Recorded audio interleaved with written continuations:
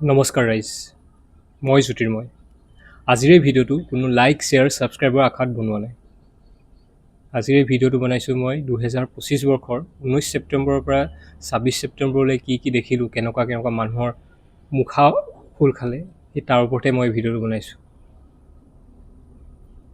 হয়, জুবিনদাৰ মৃত্যুৱে বহুতৰে মুখা খুলি থৈ গ'ল। আচলতে এনেকুৱা কিছুমান মানুহে অকল জুবিন দাকে নহয়, আমাৰ আন সম্পদ যেন ডক্টৰ ভূপেন হাজৰিকাদেৱ, তেখেতকো আচলতে কেনেকুৱা কিছুমান মানুহে খুলি খাইছিলে নিশ্চয়। নহ'লেনো চাঙিত লৈ পেলাই এডভাৰটাইজ কৰাবলৈ নিয়ে নে, ভিডিঅ' ৰেকৰ্ড কৰাবলৈ নিয়ে নে তেওঁকো। কিন্তু এতিয়া জুবিনদাৰ মৃত্যুৱে সেই সকলোবোৰ মানুহৰ মুখা খুলি থৈ গৈছে।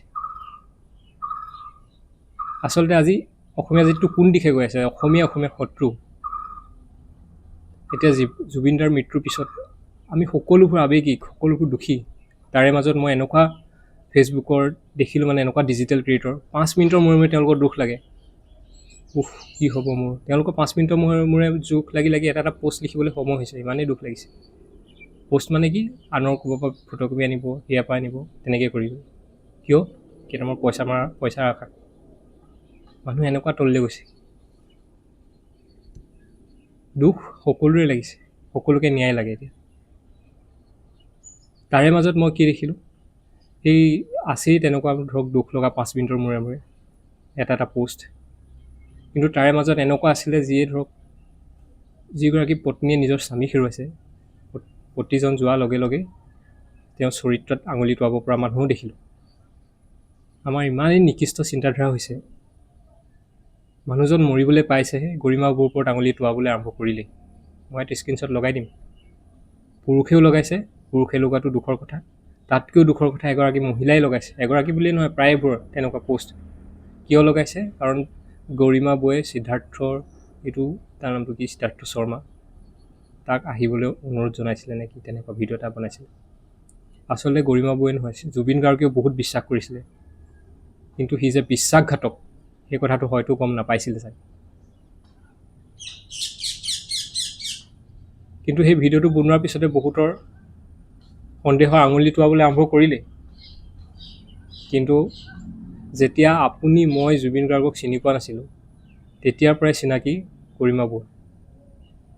যেতিয়া জুবিন গাৰ্গ হোৱা নাছিলে, তেতিয়া তাতকৈ আগৰ পৰাই চিনাকি। মইতো জুবিন গাৰ্গৰ গান শুনিয়ে ডাঙৰ দীঘল হৈছোঁ সৰুৰ পৰাই। যেতিয়া মায়ে আমাক গা ধুৱাবলৈ নিয়ে সৰুতে, তেতিয়া নাঙঠ মাঙঠ হৈ যাওঁ, তেতিয়াই চকলং পালে আহি, গান গাব নাজানো, চিঞৰি কিন্তু ভাইটিয়ে মই পূৰা চিঞৰি গাওঁ, তেনেকৈ ডাঙৰ দীঘল হয়। কিন্তু আজি বেয়া লাগে, মানুহজন যাবলৈকে নাপালে, তেওঁ পৰিবাৰৰ ওপৰতো মানুহে আঙুলি টুৱালে, তেনেকুৱাও দেখিলোঁ। কিন্তু এতিয়া সময় হৈছে আমাৰ যুঁজ দিয়াৰ, ন্যায় লাগে আমাক।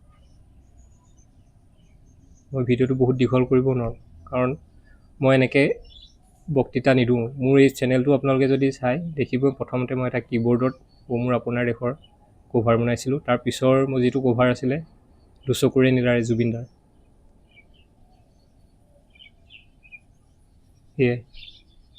এয়া কোনো লাইক শ্বেয়াৰৰ কাৰণে নহয়, এয়া মোৰ মনৰ ভিতৰত থকা কিছুমান কথা মই ক'বলৈহে আহিলোঁ।